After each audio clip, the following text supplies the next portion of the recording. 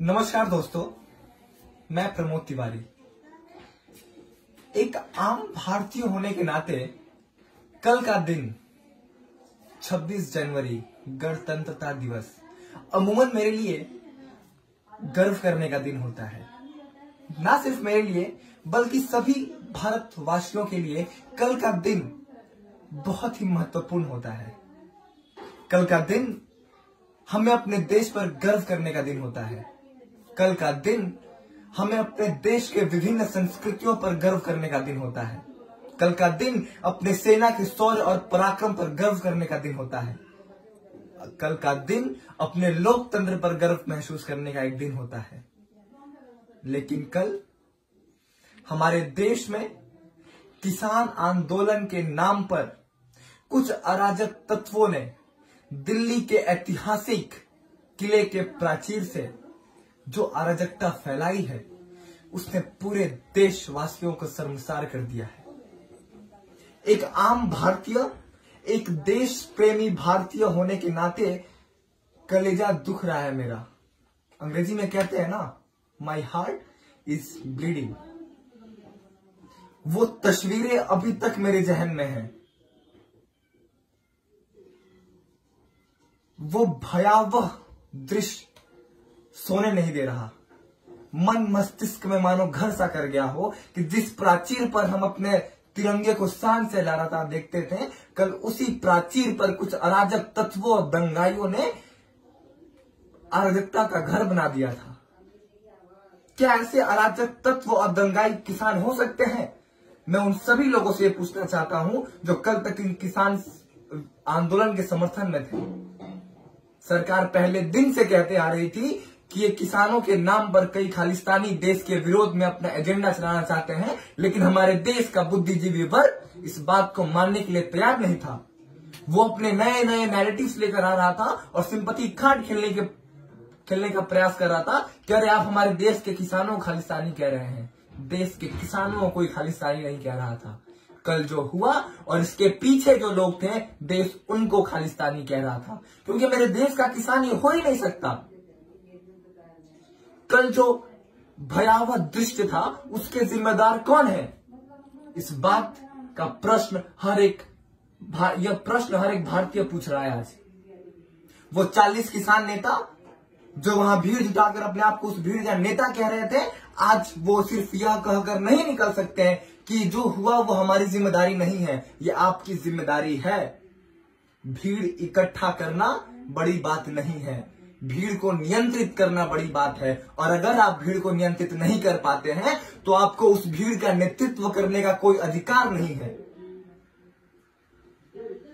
अफसोस की बात तो यह है कि इतना कुछ होने के बावजूद हमारे देश का एक वर्ग और हमारे देश की कुछ सत्ता लोलुपता रखने वाली कुछ राजनीतिक पार्टियां अभी भी इन दंगाइयों का समर्थन कर रही हैं। अरे आपका अधिकार है, एक लोकतंत्र में आपको आंदोलन करने का अधिकार है, लेकिन आपको देश की गरिमा, देश की संप्रभुता और देश की अखंडता पर चोट करने का कोई अधिकार नहीं है। और एक नागरिक होने के नाते सिर्फ अधिकार की बात करना ही आपका कर्तव्य नहीं है। एक नागरिक होने के नाते आपका इस देश के प्रति एक कर्तव्य भी है, जिसका निर्वहन आपको करना पड़ता है। और मैं पूछना चाहता हूं उन लोगों से जिन्होंने कल इस प्रकार का उत्पात किया, क्या उन्होंने अपने नागरिक होने का कर्तव्यों का निर्वहन किया? और जब आप अपने नागरिक होने के कर्तव्यों का निर्वहन नहीं कर पाते तो कैसा अधिकार तब मिलता आपको जब आप अपने कर्तव्यों का वहन करते हैं। पहले दिन से इन आंदोलनकारियों के मन से ठीक नहीं थे। देश ये बार बार कह रहा था, लेकिन कुछ लोग जो मोदी विरोध में इतने अंधे हो चुके हैं कि उन्हें सच सच नहीं लगता, वो नैरेटिव्स पर विश्वास करना ज्यादा पसंद करते हैं। यह किसानों के नाम पर चल रहा आंदोलन केवल और केवल सत्ता की सीढ़ियों पर चढ़ने का एकमात्र सहारा था। इस देश में सेंसिटिव इश्यूज को उठाकर सरकार के प्रति सरकार की छवि को खराब और धूमिल करने का प्रयत्न किया गया, वरना कौन से किसान आंदोलन में वामपंथियों का झंडा लगाता? क्यों आखिर राजनीतिक पार्टियों के झंडे थे किसान आंदोलन में? ये देश आज ये प्रश्न पूछ रहा है। अगर इनकी मंशा कृषि समस्याओं का समाधान करना होता तो ये सरकार के साथ बैठकर बात करते हैं। ये 10 मांग लेकर पहले सिंघू बॉर्डर पर आते हैं और बाद में जब सरकार उन्हें मान लेती है तो ये अपने मांगों को बदल देते हैं। पहले कहते हैं कि अरे हमें एमएसपी पर रिटर्न एश्योरेंस चाहिए, जब सरकार वो भी देने को राजी हो जाती है तब ये इस आंदोलन को कैसे बड़ा किया जा सके इसके लिए अपनी मांग बदल देते हैं। सरकार इनसे बार बार विनती करती रही कि आइए बैठिए और पॉइंट वाइज बिल को डिस्कस करें, लेकिन एक किसान नेता तैयार ना हुआ। सुप्रीम कोर्ट के आदेश को भी नहीं माना गया। सुप्रीम कोर्ट ने कहा कि केंद्र सरकार इसको होल्ड करे, इस बिल को, इसको इम्प्लीमेंट ना करे और किसानों के साथ एक कमेटी बनाए और उस कमेटी में बैठकर बात करें। उसके लिए भी किसान राजी नहीं हुए। उससे भी एक कदम आगे बढ़कर जब केंद्र सरकार ने यह ऑफर दिया कि हम 1.5 साल के लिए बिलों को रोक देते हैं, इन पर कोई इसको इम्प्लीमेंट नहीं किया जाएगा, हम एक कमेटी बनाएंगे जो कि देश भर के सभी किसानों से मिलकर बात करेगी और आपके सभी समस्याओं का समाधान करेगी और यथा जो भी सही होगा वो संशोधन किए जाएंगे बिल में। लेकिन किसान इसके लिए भी राजी नहीं हुए क्योंकि इनकी मंशा कृषि समस्याओं का समाधान तो था ही नहीं। असल में वहां जो बैठे थे उनमें से अधिकांश मात्रा में तो या तो आड़ती हैं या बिचौलिए थे और ये वही बिचौलिए हैं जिन्होंने किसानों का सबसे अधिक शोषण किया है। समस्या का हल ढूंढिए, समस्या उत्पन्न मत करिए। लेकिन अफसोस कि किसान आंदोलन का मंशा सिर्फ और सिर्फ समस्याएं उत्पन्न करना था। ये 40 नेता, योगेंद्र यादव कब से किसान हो गए? हरनान मोला कब से किसान हो गए? 40 किसान नेताओं में कई किसान नेता ऐसे थे जो या तो कभी कांग्रेस के टिकट पर चुनाव लड़ चुके हैं या किसी की बीवी आम आदमी पार्टी की प्रत्याशी रह चुकी है। ये पूरी तरह से एक राजनीतिक प्रपंच था सरकार के विरुद्ध। कल भी कई ऐसे मौके ढूंढने जाने लगे इस हमारे तथाकथित बुद्धिजीवी वर्ग और स्वयंभू पत्रकारों द्वारा कि कैसे इस घटना में भी सरकार को दोषी ठहराया जा सके। एक किसान की मौत, एक आंदोलनकारी की मौत होती है और उसकी मौत का वजह बताया जाता है पुलिस द्वारा की गई फायरिंग। लेकिन असलियत तो ये थी कि पुलिस ने कल एक राउंड फायरिंग भी नहीं की थी और बाद में दिल्ली पुलिस ने एक सीसीटीवी वीडियो रिलीज किया जिसमें यह साफ साफ दिख रहा था कि किस तरह वो आंदोलनकारी अपने ट्रैक्टर से बैरिकेडिंग तोड़ रहा था और इसी में उसका ट्रैक्टर पलटा और उसकी मौत हो गई। लेकिन फिर ये बात हमारे देश के बुद्धिजीवी वर्ग और स्वयंभू पत्रकारों और इन कांग्रेसी समर्थकों और आम अन्य राजनीतिक पार्टियों के कार्यकर्ताओं को कौन समझाए?